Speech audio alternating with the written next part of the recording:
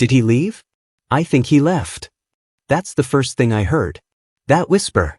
It wasn't meant for me, of course, but it hit my ear like a cold splash of water. I was sitting here, right where I am now, staring at a screen full of tiny, muted faces, and I thought I had done the perfect ghost out. You know how it goes. A meeting has clearly ended, but one or two people are still rambling about the next steps that literally no one cares about, and you just want your life back. So, I pressed the leave button on the video call, saw the little window vanish, and slumped back in my chair, exhaling a huge, grateful sigh. Freedom. Except it wasn't freedom. Not even close. A second later, a voice, a slightly tinny, but very familiar voice, cut through the sudden silence of my apartment. Okay, so is he gone for real, or is he doing that thing where he minimizes the screen and pretends he's doing email? It was Monica. Monica from marketing. And the strange thing was, the voice wasn't coming from my speakers. It was coming from my headphones. I snatched the headphones off my desk. The screen was black. I checked my video conference software. The call window was gone. I was definitely out. My heart gave a little nervous flutter. What was going on? I looked down at the headphones. They were still plugged into the laptop. I put them back on just to be sure. The voices were clearer now, echoing slightly. Yeah, he's gone. His little green light disappeared. A second voice, Dan's, his assistant, confirmed, sounding much closer. Good. I thought he was never going to shut up about those quarterly projections. Talk about a self-congratulatory loop. I froze. My entire body went rigid. I hadn't left the call. Or, more accurately, I hadn't fully left the call. Sometimes the platform, if you use a keyboard shortcut or if your internet is momentarily glitchy, will log you out of the visual feed but keep the audio connection running, especially if you're using an external mic or headphones, which I was. It was a known bug, one I'd heard about but never experienced. Now I was right in the middle of it. I was in a ghost dimension, invisible but fully audible. My mind raced. Should I announce myself? Just cough loudly? My finger was already hovering over the microphone icon on my desktop, ready to unmute. But then, Dan laughed, a tight, superior little H sound, and said something that slammed the brakes on my good intentions. Honestly, you think he actually believes he's getting that VP spot? That was me they were talking about. My promotion. The one I'd been working 18-hour days for over the last 6 months. The one I had just nailed the final interview for last week. My breath hitched. Curiosity, the kind that makes you do something you know you shouldn't, overrode every sensible instinct. I pulled my hand back. I needed to hear the rest of that. I needed to know what they thought. Were they just jealous? Monica's voice dropped to a conspiratorial murmur. He absolutely believes it. I saw him practically vibrating when he left the OS office. Bless his heart. It's almost adorable how hard he tried. Adorable? My teeth started to grind. I had to restrain myself from just shouting into my mic, "I'm still here, you snakes." But I stayed silent. I was invisible. I was a fly on the wall. And the venom was just starting to flow. They spent the next minute just tearing apart my presentation style, my overly dramatic hand gestures, my boring tie, my tendency to use the word synergy too often. It was petty, mean-spirited garbage, but honestly, it was what I expected from them. Monica had always been my main rival for the VP role, and Dan was just a corporate bootlicker who loved feeling superior. I was about to unplug the headphones and ignore the whole thing. Then Monica said the key phrase that made the blood run cold in my veins. It was the thing that shifted the conversation from harmless workplace gossip to outright conspiracy. So, the surprise party, is it ready to go? We need to make sure the Project Phoenix binder is right there, front and center, when he walks in. It has to look like a genuine celebration. "Oh, it's ready," Dan replied, his voice oozing smugness.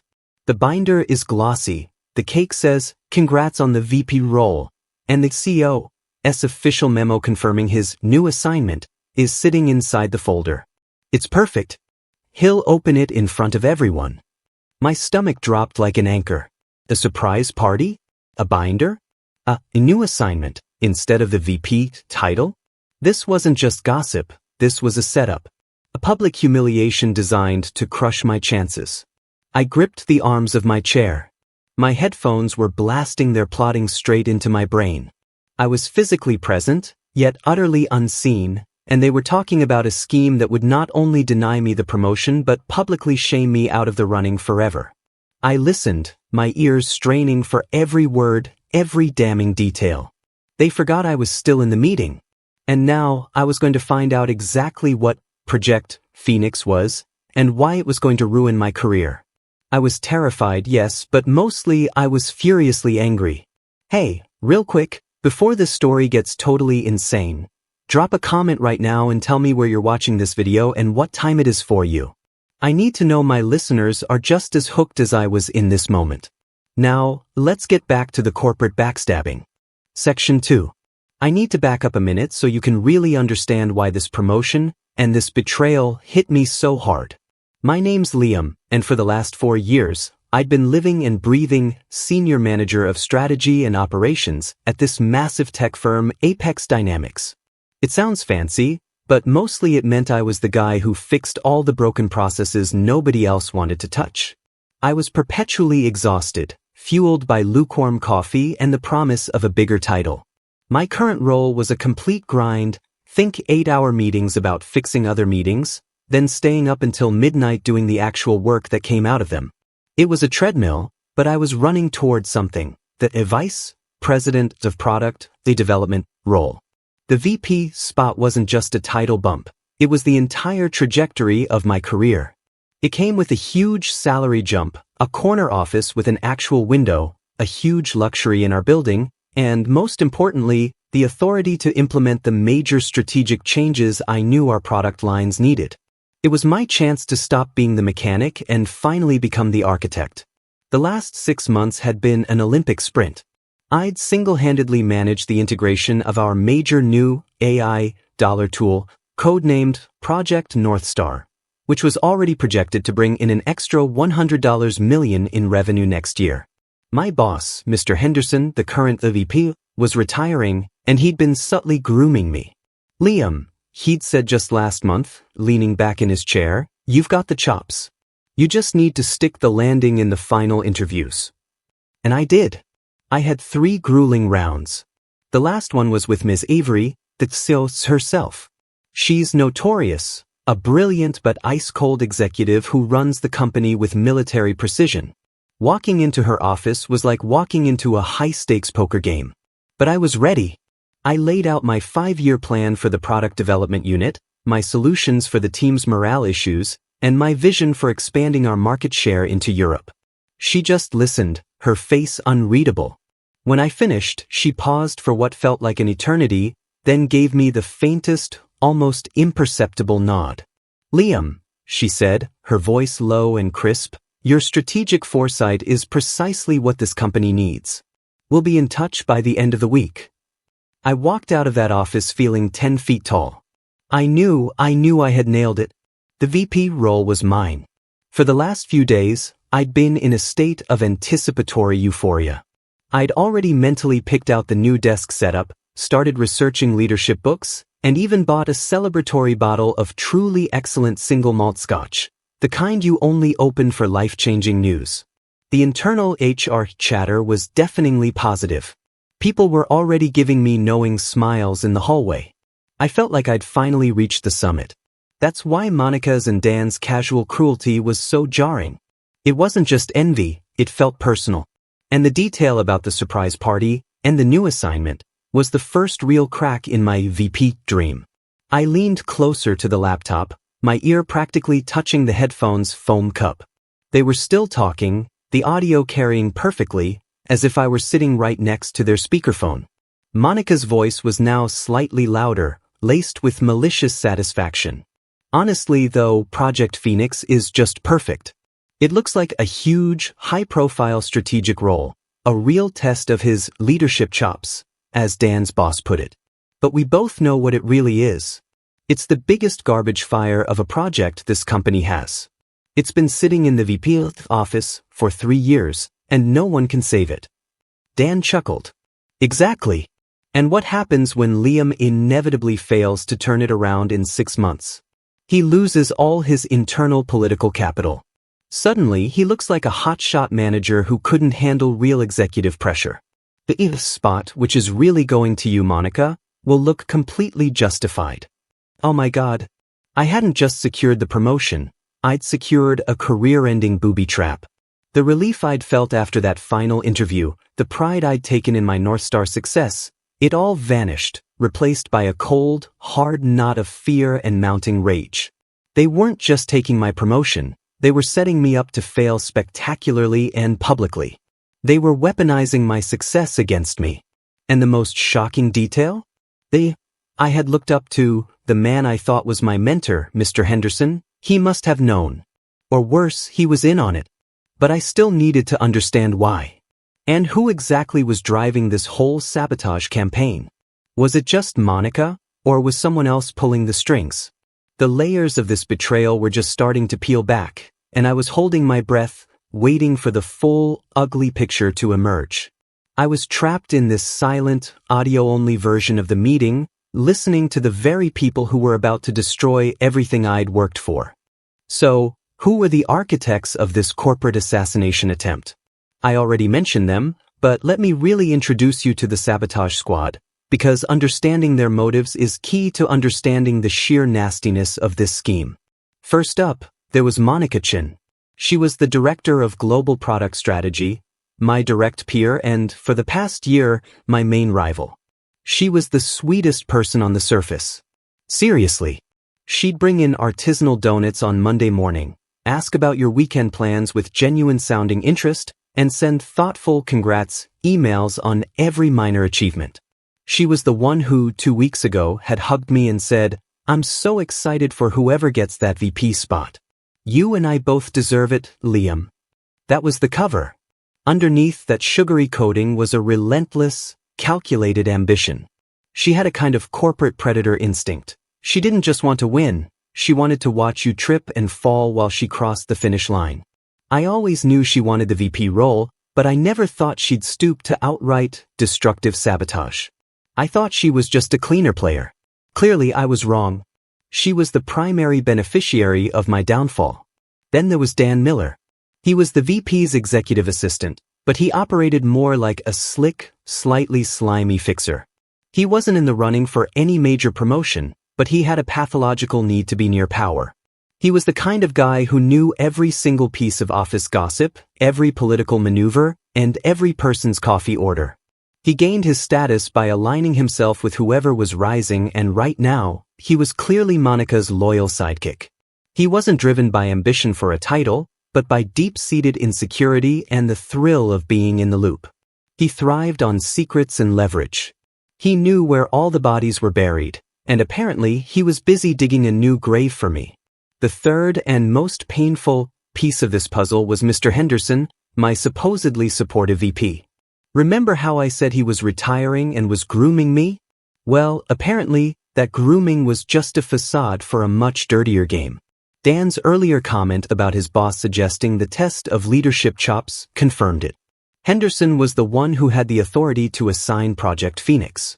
He was the one who would sign off on my new assignment in place of the VP title. The emotional connection I felt to him, the trust one had placed in his mentorship, made this realization sting more than Monica's direct rivalry. He was supposed to be my sponsor, my advocate. Instead, he was orchestrating the slow-motion destruction of my career. It was a classic, cruel corporate maneuver: promise the moon, deliver a poison chalice, and then let someone else take the fall.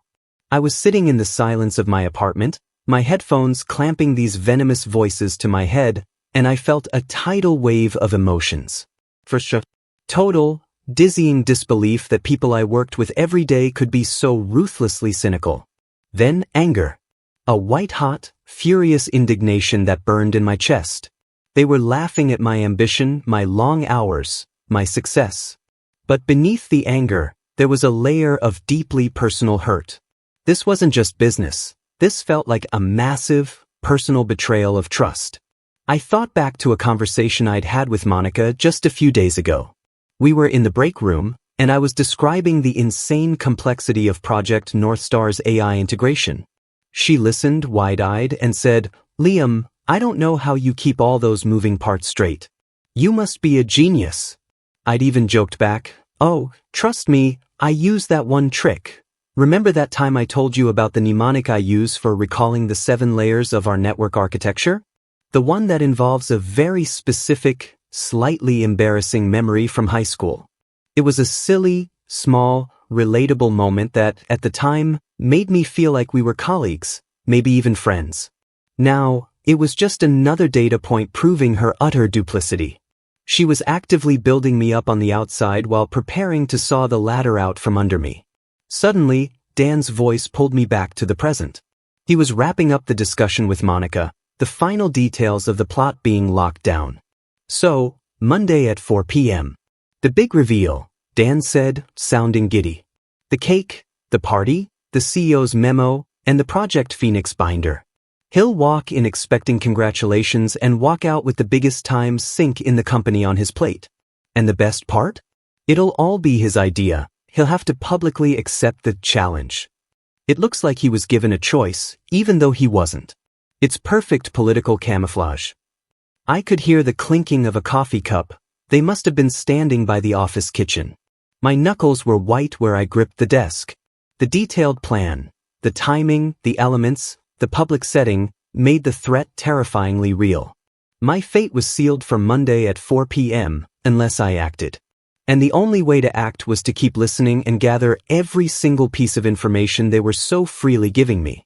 The stakes weren't just a job title, they were my entire professional reputation. I was an invisible spy in my own execution planning meeting. I needed to know what Project Phoenix actually was. The promotion lie was now fully exposed, a toxic flower blooming right there in my headphones. I knew Monica was getting the VP spot, and I knew I was getting shafted with some kind of bogus, new assignment. But the mention of the CEO, Ms. Avery, was what really threw me. I mean, I just had that intensive interview with her. She had looked me in the eye and affirmed my strategic foresight. Was she in on the betrayal? I listened intently as Dan elaborated, his voice dropping slightly, suggesting he was sharing a particularly juicy tidbit. "The best part is, it's all CEO approved," Dan confirmed. She didn't want the optics of denying him the promotion outright after the North Star success. The investors love him for that, right? So, this is the elegant solution. She lets Henderson retire with a clean slate, lets Monica slide into the VP role quietly, and gives Liam a shiny, complicated-looking problem, Project Phoenix, that lets him fail gracefully without the board raising any fuss. It's political genius, really. She saves face, Monica gets the title, and Liam gets a prestigious-sounding pink slip. My hands were shaking. This wasn't just my coworkers being petty, this was a high-level corporate conspiracy involving the CEO. The woman who had praised my vision was actually signing off on my professional execution. It wasn't about whether I was qualified, it was about internal politics and who the CEO ultimately wanted in the position, and clearly, she preferred Monica's established, less disruptive style, even if she had to sacrifice my reputation to achieve it. The praise she'd given me was just a smokescreen, a cruel irony. Monica chimed in, her voice dripping with the fake sympathy she usually reserved for public consumption. "Oh, the email from Ms. Avery about his new strategic focus is just beautiful. It talks about his unique talent for rescuing complex, mission-critical operations and how no one else possesses the specific skill set necessary to lead the Project Phoenix turnaround. It really massages his ego before the knife twist." "The knife twist," Dan repeated with a dry, nasty chuckle. "And that brings us back to the party on Monday. We have to make sure it's believable. We need to go big on the congrats theme. Think balloons, streamers, the whole 9 yards. We want him to be completely blindsided when he opens that binder and realizes his reward for 4 years of service is the company's biggest disaster." This public performance was the core of their cruelty. They weren't just reassigning me, they were orchestrating a theater of cruelty, a public shaming designed to maximize the humiliation and, critically, ensure that my acceptance of the poison chalice looked like a willing, enthusiastic choice. By accepting the new assignment in front of the entire department, I would essentially be validating the CEO's decision and neutralizing any potential pushback or HR complaint. I would look like the dutiful soldier who was simply taking one for the team. I thought back to my presentation to the CEO. I had poured my heart into that plan, detailing exactly how I would change the product culture, boost innovation, and, yes, even improve team morale. Monica had mentioned my overly dramatic hand gestures earlier. It wasn't dramatic, it was passion. And they were planning to take that passion and crush it under the weight of a thankless, dead-end project. I remembered the congratulatory HR emails I'd been getting. The VP promotion was a huge, visible opportunity. Moving me to Project Phoenix, even with a fancy title, would be seen internally as a major demotion, a sign that I wasn't executive material. Project Phoenix, whatever it was clearly a graveyard for careers. I had to resist the urge to violently slam my laptop shut. I had to stay calm. I needed to know the details of Project Phoenix. I needed to understand the scope of the disaster they were handing me. Their plan was layered. It wasn't just the lie, but the devastating nature of the assignment itself. Monica and Dan then shifted to logistics, discussing the cake flavor, red velvet, of course, because Monica knew I hated red velvet, and who was responsible for the balloons. These small, mundane details, the red velvet, the streamers, only highlighted the sheer, meticulous planning that had gone into my downfall. It wasn't a spontaneous decision, it was a campaign. The key is the handoff, Monica emphasized. We need to make sure Liam is the first person to talk about it when he sees the binder. We want his initial reaction to be positive, right? He opens the binder, sees the CEO's praise, and we need him to commit to the assignment before he can possibly register the full scope of what Project Phoenix actually entails. Oh, he'll commit, Dan sneered. He's too much of a team player. He's going to look at that binder, see the CEO's signature, and his ego will tell him he's been chosen for an elite rescue mission. By the time he realizes the mission is impossible, the VP role will be safely yours, Monica, and his reputation will be toast. The word impossible echoed in my ears. I was now fully aware that I was listening to the sound of my future being systematically dismantled. I had been foolish, naive, and too trusting. But now I had the upper hand, the element of surprise. They thought they were alone, and I was holding a golden ticket, their entire, detailed, step-by-step betrayal. I finally understood the motive and the mechanism, but I still didn't have the final, critical piece of the puzzle, the true nature of Project Phoenix. Monica and Dan kept referring to it in veiled terms, biggest garbage fire, career graveyard, impossible mission, but I needed specifics. The stakes were too high for vague descriptions. I needed to know what specific failure they were guaranteeing for me. Suddenly, Dan's tone shifted from gleeful plotting to slight annoyance. You know, Monica, I still think assigning Liam to Phoenix is overkill. Why not just give him the VP title but strip him of all budget authority? That's what Old Man Henderson usually does when he wants someone to quietly quit. Monica sighed, a dramatic, performative sound that even through the tinny audio made my blood boil. Because Dan, the CEO, wants a clean slate. She can't just have a VP wandering around with no budget. Project Phoenix is the perfect weapon because it looks like a promotion to anyone outside of the core management team. Think about it. It's a huge legacy IT system that's critical to the entire European division.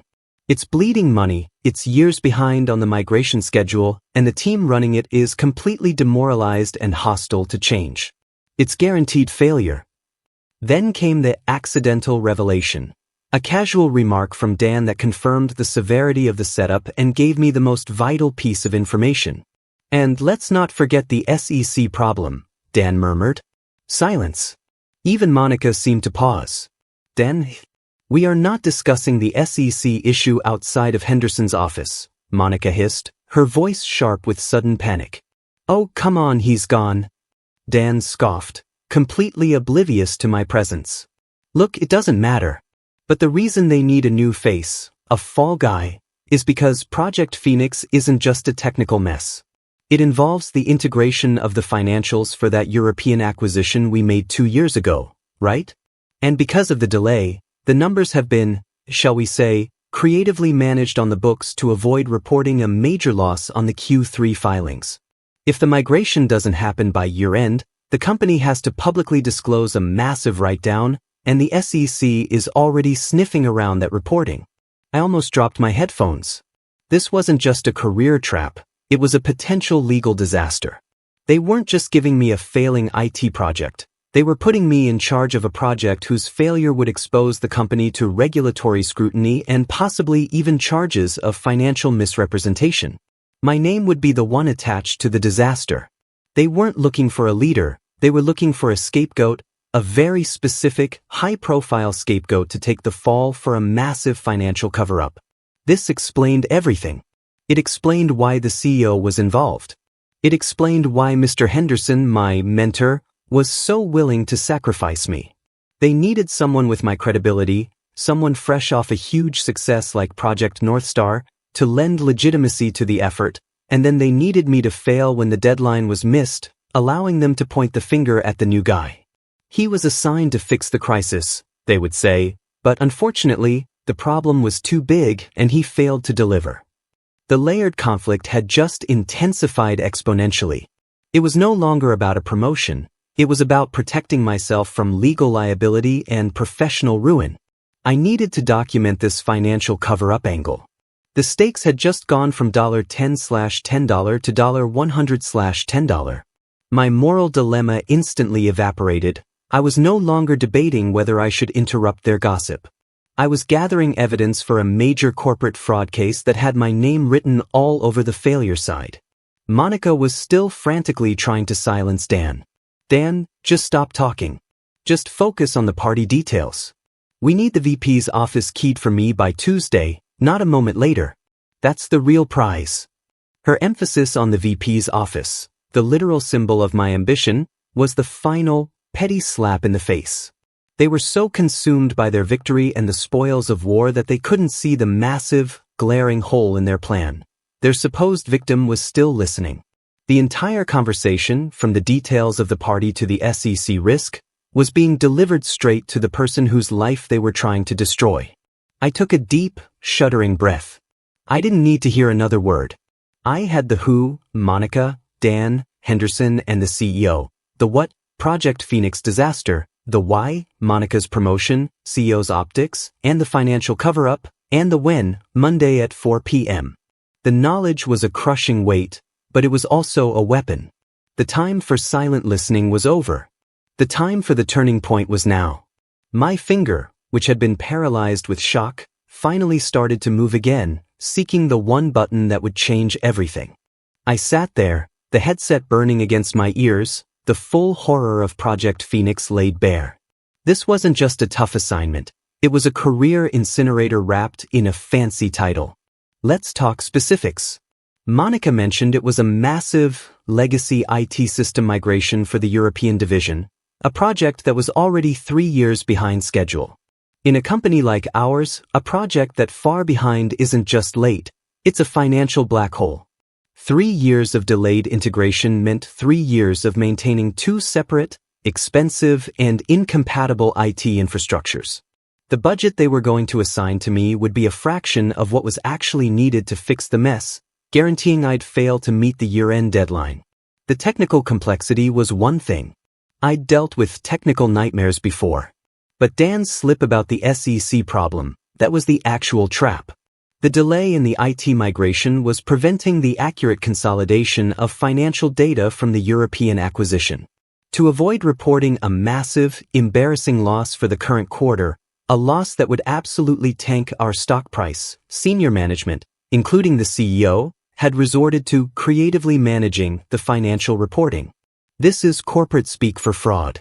They needed someone credible to take the reins, someone whose fresh enthusiasm would suggest to internal stakeholders and, more importantly, external regulators that the problem was finally being addressed.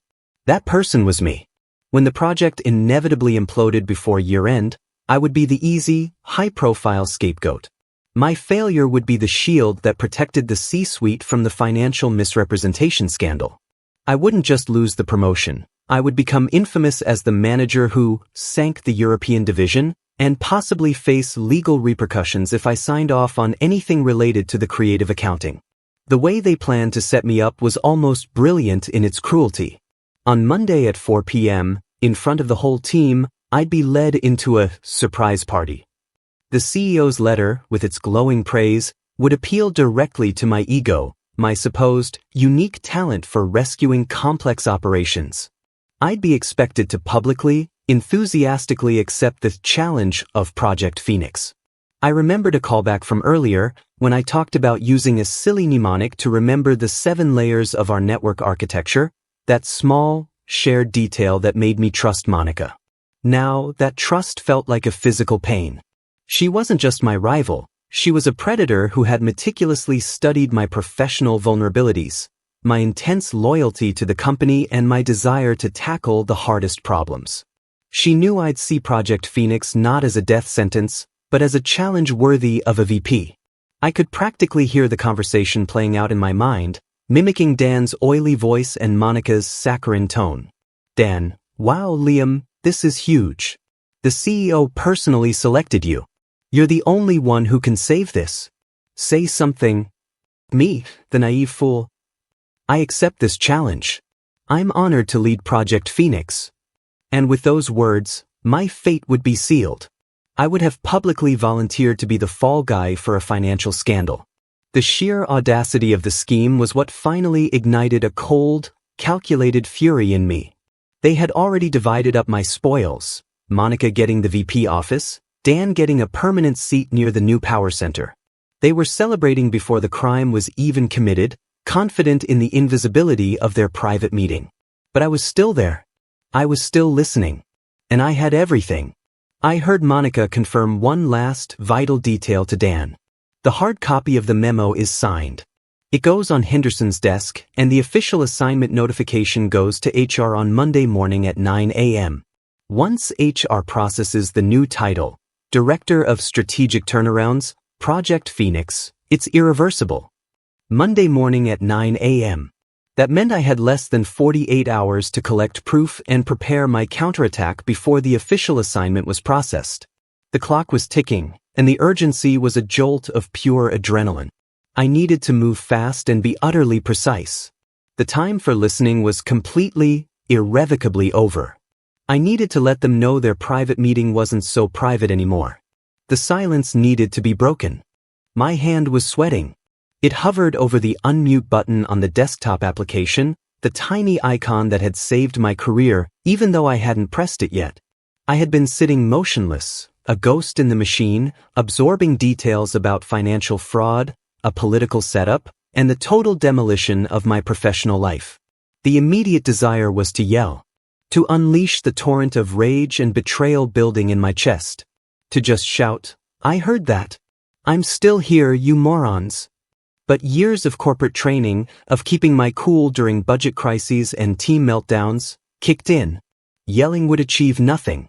It would only give them the chance to panic, to deny, and to claim that I was emotionally unstable and making things up. I needed to be calm.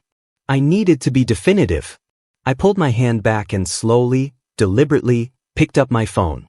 I launched the voice recorder app. Even though I was a participant in the meeting, I wanted a clear, undeniable, separate recording of my confrontation, just in case the platform recording function had somehow failed, a bug I was always paranoid about.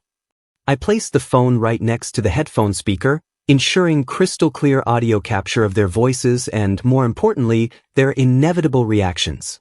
I closed my eyes for a moment, recalling everything I'd heard: Monica's plan to take the VP spot, Dan's confirmation of the public party setup, the name Project Phoenix, the details of the team's hostility, and the most crucial element, the SEC problem and the financial cover-up orchestrated by the CEO and Henderson. I needed to mention these specifics immediately to prove that I hadn't just accidentally rejoined the call and caught the tail end of some vague gossip. I needed to drop a precision-guided bomb of information. The rising tension in the room, my apartment, which suddenly felt like a cage, was suffocating. On the other end of the line, Dan and Monica were still finalizing details about the party. We need to make sure the congratulatory email subject line is subtle, too, Monica mused. Something like exciting new assignment update instead of congratulations on your new VP role. Keeps our bases covered. Right.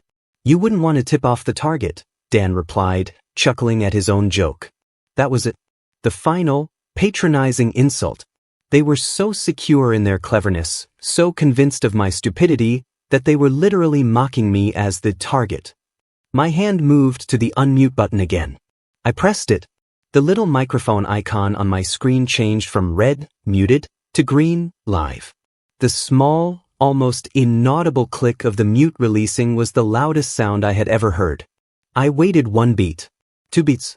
I let the silence hang there, just long enough for them to realize that their private conversation now had a third, very unwanted listener.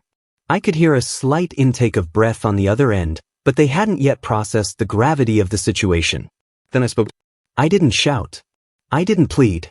I kept my voice measured, calm, and dangerously level. It was the voice of a man who had just discovered he was surrounded by snakes and was preparing to strike. Monica, I said, my voice cutting through the space between us like ice. Just for clarification on your party logistics. Are you sure you shouldn't use a vanilla cake instead of red velvet? I always found red velvet to be a little too messy for a public presentation, especially when it's going to be served alongside the binder for Project Phoenix. Absolute, total, deafening silence immediately followed. I could practically feel their blood run cold through the Ethernet cable. The sudden stop to their plotting was more satisfying than any shout could have been. The jig was up. The target had just spoken. The sudden silence on the line was instantaneous, thick, and utterly damning. I could practically hear the sound of Monica and Dan's jaws dropping simultaneously. It wasn't the silence of confusion, it was the silence of catastrophic realization. Their private, sealed chamber of conspiracy had been breached, and the ghost they thought they'd banished was speaking to them from the shadows. I waited another excruciating second, letting the weight of my last sentence, the one referencing the red velvet and Project Phoenix, sink in. Finally, a choked sound escaped Dan's lips, a tiny, sputtering noise of pure panic. Liam? Is that you? What? Yes, Dan, it's me, I interrupted, my tone still unnervingly calm. I was speaking directly into the microphone, my voice clear and amplified through their end. I was just checking the audio settings on my connection. Turns out, the client has a funny little glitch. Sometimes it drops the video feed but keeps the audio channel open for a little while, especially when you wear the noise-canceling headphones. It's an interesting bug, really. Made for some fascinating listening. I made sure to emphasize the word fascinating. Monica finally found her voice, but it was tight and high-pitched, completely devoid of her usual sugary sweetness. She was trying desperately to salvage the situation with a clumsy, immediate denial. Liam. Oh my God. You're still here. We thought you left. We were just brainstorming ideas for your surprise promotion party. Her voice strained to sound delighted, but it came out sounding like a terrified chipmunk. We were just joking about the cake. You know, red velvet is my favorite, not yours. Just silly office banter. Banter? I repeated, letting the word hang in the air like a filthy rag. No, Monica, I don't think it was banter. I heard quite a bit more than talk about cake. I heard you discussing the glossy binder containing my new assignment to Project Phoenix. I heard you celebrating my removal from the VP running and your successful plan to take the position instead. I paused, then dropped the hammer. And Dan, I continued, targeting the weakest link first, I found your casual remark about the SEC's interest in the European financial filings particularly illuminating. You know, the financial reporting that Project Phoenix is supposed to fix, which you confirmed is actually a guaranteed failure designed to create a high-profile scapegoat. You know me. The silence that followed this time was total and crushing. There was no more nervous laughter, no more frantic denial attempts. The details were too specific, too accurate. I had heard every single piece of their conspiracy, right down to the part that implicated the highest levels of the company in a financial cover-up. The weight of that information was a physical force, and it had just smacked them both in the face. I could hear faint, shaky breathing. Both of them were clearly scrambling to figure out their next move. This was the point of no return. I had let them know I was there, and I had demonstrated the extent of my knowledge. There was no walking this back. They now knew they were exposed, and I knew the full truth. The confrontation was officially underway. They had spent the last hour plotting my downfall, and I had just turned their own secret weapon, the private meeting, against them. The drama was about to escalate, and I was holding the evidence. The silence stretched for a horrible, long moment. Then, the desperate panic set in. "Liam, you have this completely wrong," Monica pleaded, her voice now raw and stripped of all its professional polish. The saccharine mask was completely off. "You must have misunderstood. We were talking hypothetically. About if the VP role didn't go to you, and if you got Project Phoenix, how we'd still make you feel celebrated. We would never intentionally hurt your career." It was a performance of breathtaking audacity, but it was too late. I had my recording running, and I had their specific words etched in my mind. "Save it, Monica," I said, my voice still steady. I made sure to use the exact details I'd overheard, painting a picture that proved I was listening to the entire exchange, not just a random snippet. Hypothetical brainstorming doesn't usually involve confirming that the CEO's memo is signed, arranging for your VP's office keys by Tuesday, and discussing how Mr. Henderson is positioning the assignment as an elite rescue mission to fool me into accepting the poison chalice. Don't forget the red velvet cake. You know I hate it. That's a very specific detail for a hypothetical joke. Dan, the eternal fixer, chimed in, trying the classic spin maneuver. "Liam, look, we were just being dramatic. It's the office. We all vent. We were just blowing off steam about how the VP process is messed up. The CEO and Henderson decided Monica was a better fit for the management style they wanted, but they didn't want to lose you, so they created a high-profile role. It's not sabotage. It's reprioritization. Reprioritization that puts me in charge of covering up a financial reporting issue that the SEC is looking at?" I countered immediately, throwing the biggest, most damning piece of information right back at them. "That's not reprioritization, Dan.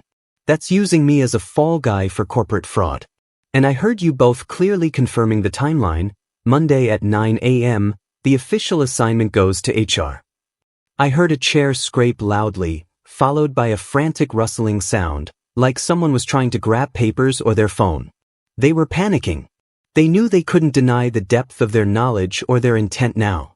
The specific mention of the SEC and the 9 a.m. deadline proved I had full, detailed knowledge of their entire scheme. Monica switched tactics immediately, trying to appeal to whatever misplaced sense of loyalty she thought I might have left. "Liam, please. We are colleagues. This is just internal politics. It happens everywhere. If you go public with this, you'll burn the entire department. You'll be labeled a disruptive element, a rat. Do you really want to be the guy who starts an SEC investigation? It will ruin the company, and you'll be out of a job anyway. No one wins. Only the guilty should be worried about burning the company, Monica," I replied, feeling a cold rush of power. All the months of being overlooked, of being the one doing the hard work while they played the political games, it was all culminating in this moment. I worked my tail off for the VP position. I delivered Project North Star. You, on the other hand, orchestrated a public humiliation and a corporate trap that involves financial deception. That's not politics. That's illegal. And you just gave me all the evidence I need. The confrontation was no longer a debate. It was a surrender. They were staring down the barrel of their own stupidity. I had proof, and they had just confirmed their intent. I ended the section with a final, chilling declaration that solidified my position. I'll be sending the audio recording of this banter to Mr. Henderson and Ms. Avery tonight. Maybe they can explain why the CEO signed off on using my career as a shield for an SEC violation. You two have fun finalizing the details for your party. It's going to be the surprise of your careers." I didn't wait for a response. I firmly pressed the leave button, this time making sure the application fully closed. I left the call, but I didn't stop the recording on my phone until about 30 seconds after the line went dead. I wanted to capture the stunned, furious silence in my own room just to be sure. I immediately uploaded the high-quality audio file to a secure cloud drive, attaching a timestamp transcription of the key moments, Dan's SEC remark, Monica confirming the VP office keys, and my own calm confrontation proving they knew I had heard everything. This was my insurance. I wasn't going to Mr. Henderson first. He was compromised, part of the setup. I wasn't going to Monica or Dan, who would only scramble to delete emails and cover their tracks. I was going straight to the top, past the CEO, and through the only unbiased third party I trusted, HR and legal. I spent the next 2 hours drafting a meticulously detailed, sober, and fact-based email. The subject line was chillingly simple, urgent, whistleblower report, Project Phoenix, VP promotion, and alleged SEC violations. The email was addressed to the head of HR and the general counsel, with a single, clear bullet point structure. I outlined my success with Project North Star and my expectation of the VP role. I described being kept on the line after the meeting's video feed dropped. Then, I detailed the conspiracy, the plan to assign me to the failing, toxic Project Phoenix instead of the VP role, the intent to use the public surprise party to force my acceptance of the poison chalice, and the key revelation that Project Phoenix was tied to a deliberate financial reporting cover-up that was attracting SEC attention. I concluded the email with a single, crucial line. Attached is a time-stamped audio recording captured inadvertently during the closed meeting, which contains irrefutable evidence of the conspiracy, including specific discussions of the financial fraud, the intentional sabotage of my career, and the identities of those involved. I then attached the audio file and hit send. I didn't wait. I knew that at 9 a.m. on Monday, the official, irreversible paperwork for my new assignment would be submitted. I needed the weight of HR and legal to halt that process immediately. Less than 10 minutes after sending the email, my phone rang. It was the general counsel. She didn't waste time on pleasantries. Liam, I have the audio. I heard it. Stay put. Do not communicate with anyone at the company. Do not go into the office. Do you understand? This is a highly sensitive legal matter. Her stern, professional tone confirmed everything. This wasn't just gossip, it was a massive internal crisis. The next morning, Monday, was a flurry of activity that felt both slow and impossibly fast. The head of HR called me at 7 a.m., apologizing profusely and confirming that the 9 a.m. paperwork for my new assignment had been intercepted and halted. By 10 a.m., I received a terse, official email stating that Monica Chen and Dan Miller had been placed on immediate, paid administrative leave pending an internal investigation into serious misconduct and potential violations of company policy. Their access to all internal systems was revoked instantly. The speed was breathtaking. They hadn't even had the chance to step foot in the office to defend themselves. The realization hit me. They were exposed, isolated, and powerless. They had built their entire scheme on my presumed ignorance and their private platform. I had destroyed that platform by simply listening and recording. The relief that washed over me was profound, but the battle wasn't over. I still had to face the ultimate perpetrators, Mr. Henderson and the CEO. The real test came on Tuesday morning, the CEO's office showdown. I was escorted into the executive suite by the general counsel and the head of HR. Sitting across the massive, polished conference table were Ms. Avery, the CEO, and a grim-faced Mr. Henderson. The atmosphere was colder and heavier than any meeting I had ever been in. It was less of a conversation and more of an interrogation. Ms. Avery started, her demeanor shifting from her usual ice-cold control to a thin veneer of concern. Liam, I understand this has been an extremely unsettling experience. We are, of course, taking your allegations very seriously. With respect, Ms. Avery, I interrupted, cutting her off before she could start the corporate damage control spin, the evidence isn't an allegation. The audio recording is a fact. And I'm not here to talk about Monica and Dan's misconduct. I'm here to discuss why the two of you, the CEO and the VP, We're planning to use my successful track record to act as a fall guy for a major financial issue that involves alleged misrepresentation to the SEC. The color drained from Mr. Henderson's face. He tried to speak, but only a croak came out. Ms. Avery, however, was a professional. She remained composed, but the fire in her eyes was unmistakable. She didn't deny the financial issue. We were managing a difficult transition. The financial filings were a complex matter of reporting timelines, not fraud. But Dan confirmed, on tape, that the numbers were being creatively managed to avoid a massive write-down, and that Project Phoenix was the designated time sink to delay the inevitable disclosure, I stated, looking her directly in the eye. And Mr. Henderson, I continued, turning to my former mentor, you confirmed to Dan that the role was a test of leadership chops designed for me to fail. You were grooming me for failure, sir, not for a promotion. I could see the HR and legal officers stiffen. They were clearly as focused on the potential SEC fallout as they were on the internal politics. My decision to go straight to legal had forced the company's hand. They couldn't afford a whistleblower lawsuit tied to financial fraud. Ms. Avery leaned forward, dropping the defensive posture. Liam, the VP role is critical. While the method of assignment to Project Phoenix was clearly inappropriate and being handled by subordinates, misguided, you are, in fact, the most qualified person to lead the entire organization, including turning around that project. If we had simply given you the VP role, Monica would have launched her own internal campaign. It was a desperate, self-serving justification, but it offered me the out I needed. She was admitting guilt through omission and trying to pivot back to a solution. Ms. Avery, I said, my voice firm, I don't accept Project Phoenix.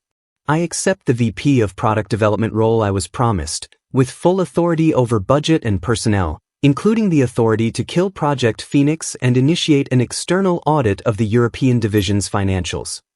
I had just thrown down the gauntlet. I wasn't just asking for the job, I was demanding the power to clean up the mess and expose the core issue.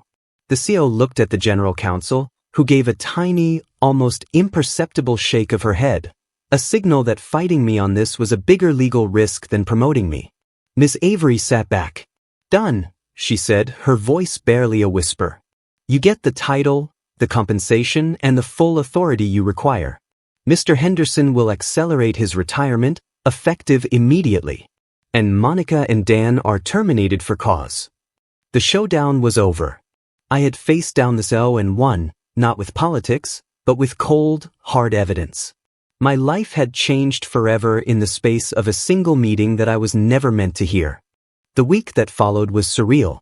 Mr. Henderson was gone by Thursday, his retirement announced as sudden and necessary. Monica and Dan were terminated. There was no grand public announcement about the reason, just a terse internal memo citing violations of the Code of Conduct. But the entire office knew the real story. The CEO had decided that a quiet, contained scandal was better than an SEC inquiry. Then came my announcement. The CEO's official email hit everyone's inboxes, announcing Liam Taylor as the new Vice President of Product Development. I got the corner office with the gigantic window. I got the salary, the authority, and the respect I had earned.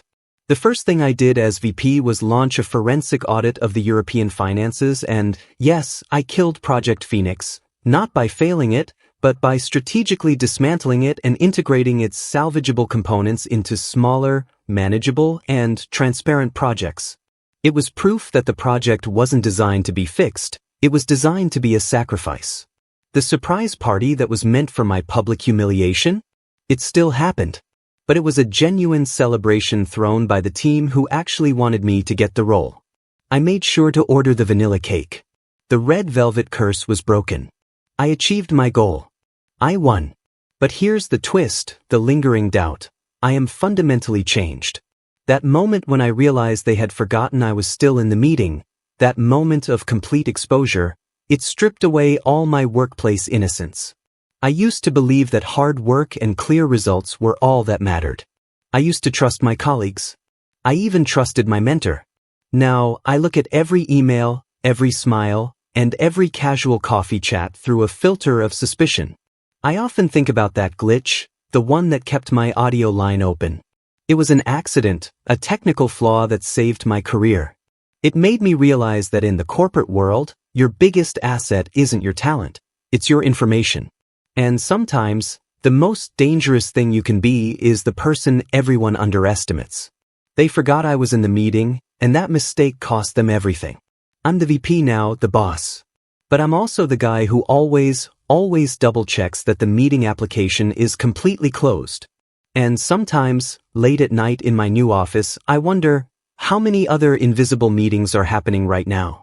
How many other people are listening in the dark, gathering the evidence they need to survive the next corporate knife fight?